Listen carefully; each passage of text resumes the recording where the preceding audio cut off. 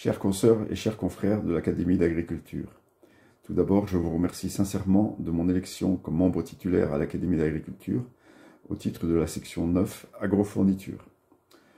Je me présente, je suis Gilles Poidevin, j'ai obtenu mon diplôme AgroParisTech en 1977 dans une section économique et j'ai d'abord exercé pendant une vingtaine d'années des responsabilités dans l'industrie de l'emballage pour le développement commercial d'entreprises des emballages agroalimentaires. Ensuite, j'ai été élu maire de Vernouillet en Île-de-France et avec une priorité importante qui est le développement de l'agriculture périurbaine avec plusieurs pistes d'action, l'installation et le développement d'exploitations agricoles avec la reprise du foncier et de nombreuses parcelles abandonnées qu'on a pu effectivement remettre au service de l'agriculture. Et ensuite, la création d'une zone agricole protégée avec la Chambre d'agriculture qui a permis de figer les terrains agricoles dans leur destination. Ensuite, j'ai exercé pendant une quinzaine d'années les responsabilités de délégué général de l'industrie de la fertilisation, industrie qui regroupe les engrais minéraux, les engrais organiques et également maintenant les biostimulants. Une forte activité réglementaire sur beaucoup d'aspects de cette industrie, à la fois en amont au niveau des usines et également en aval au niveau des stockages et de l'utilisation des produits, avec une activité complémentaire qui a été développée depuis 2008 sur la décarbonation de l'industrie et la régulation des marchés du carbone en lien avec la production et l'utilisation des engrais minéraux. Comme j'avais dit, j'étais élu membre de l'Académie d'agriculture de France et pour ça, il est nécessaire de montrer un peu ma trajectoire, la formation académique et pourquoi je suis plongée dans des recherches très importantes et très, à mon avis, pour le Brésil et pour la France.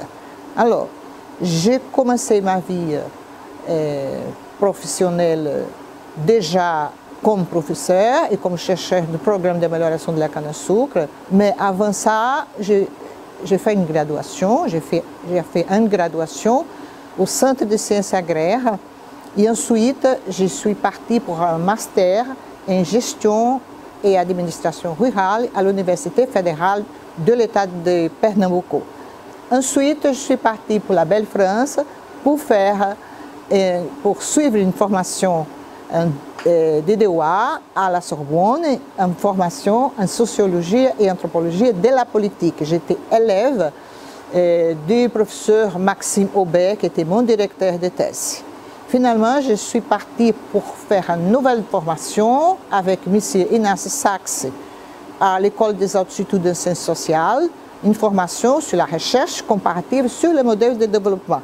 J'ai travaillé avec M. Sachs, M. Efraim Garcia, sur une analyse comparative entre l'Inde et le Brésil et naturellement la canne à sucre dans tous ces systèmes pour déboucher vers une nouvelle démarche qui était là l'utilisation de la canne par entière pour la production de la biomasse. Bon, finalement, je suis retournée au Brésil et entre les allers et retours au Brésil, j'ai eu de la chance d'être professeur invité à partir de quelques accords de coopération avec l'université.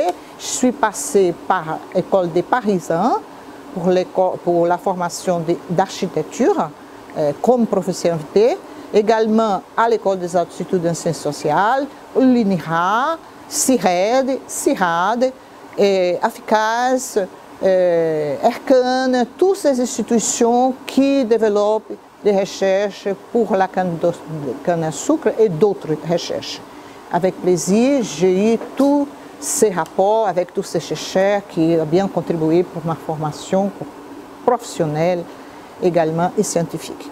Et finalement, maintenant, je viens de finaliser un nouveau doctorat, cette fois pour répondre bien à un engagement avec l'Académie d'agriculture de France. et légitimer un peu ce que je fais naturellement à la session que je suis basée, qui est la production des productions végétales, je viens de finaliser un nouveau doctorat en agronomie avec la concentration exactement en production végétale. Ce doctorat a été dirigé pour le professeur Iedo Teodoro. Bon, pour finaliser cette brève présentation, je souhaite remercier à certains scientifiques qui ont contribué pour la formation, pour tous ces parcours en France et qui sont déjà décédés. En honneur de ces grands hommes qui ont participé vivement de cette formation, je souhaite signaler parmi ces grands hommes Hervé Bichard, notre confrère, Frank Davidson qui m'aidait à l'université de Harvard comme également invité pour conférences, etc. Et Daniel Thomas qui j'étais avec lui tout le temps entre les allers-retours au Brésil par rapport aux démarches d'utilisation de la biomasse. Et puis j'étais également professeur invité à l'Université de technologie de Compiègne, qu'il était spécialiste en biotechnologie. Et finalement, une spéciale attention à Lucien Deschamps, qui nous quittait et qui était très importante également par rapport à tous ses parcours à travers de la liaison avec même l'Académie astronautique et l'Académie d'agriculture de France, et également avec l'association AGP 21, Prospective 2100, GICABLE, etc. Je désire à tous mes vœux pour 2022 et à bientôt. Bonjour, je suis Placido Plaza, je suis ingénieur agronome de formation avec une spécialisation en amélioration génétique des végétaux et en particulier sur l'utilisation des relatifs sauvages dans les schémas d'amélioration sur lesquels j'ai travaillé plusieurs années au Mexique. Je suis à présent secrétaire général du SIAM, donc avec une évolution au niveau des domaines d'activité, en particulier la gestion des programmes de formation, de recherche et de développement, et particulièrement le développement du dialogue politique dans la région méditerranéenne. Je voudrais remercier et dire combien je suis fier d'appartenir à votre compagnie et à cette prestigieuse Académie d'agriculture de France. Le SIAM est un acteur singulier de la coopération multilatérale en Méditerranée dans les domaines de l'alimentation, de l'agriculture et de la pêche durable, et tout ça au service des territoires ruraux.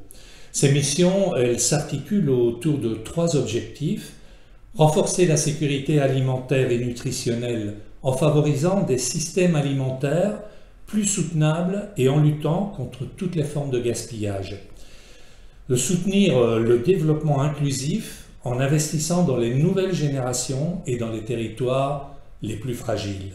Et enfin, de prévenir les crises en travaillant pour la résilience des communautés et des territoires et en encourageant le partenariat multi-acteurs. Pour accomplir notre mandat, nous nous appuyons sur les outils de la formation, master et spécialisé, de la recherche au travers de réseaux, au travers de projets de recherche à vocation régionale, ainsi que sur des projets de développement qui visent à renforcer les capacités de nos pays membres.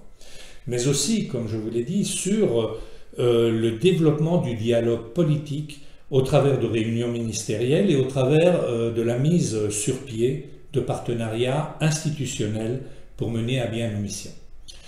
À ce titre, je suis convaincu que notre collaboration avec l'Académie d'agriculture de France peut nous mener à des coopérations dans les domaines qui nous sont mutuellement bénéfiques et favoriser des contributions et des réflexions prospectives communes.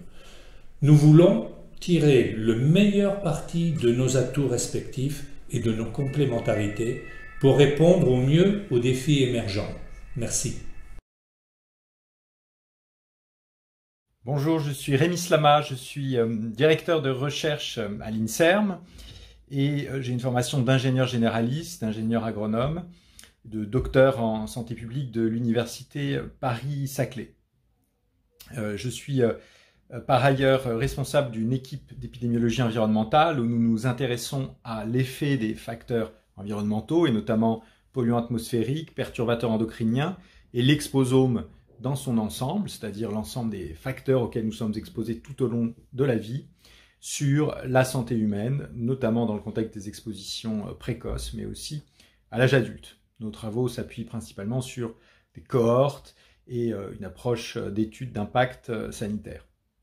Je suis par ailleurs responsable de l'Institut thématique de santé publique de l'INSERM et titulaire de la chaire annuelle de santé publique du Collège de France pour cette année 2021-2022. Je suis très heureux de rejoindre en tant que membre correspondant l'Académie d'agriculture.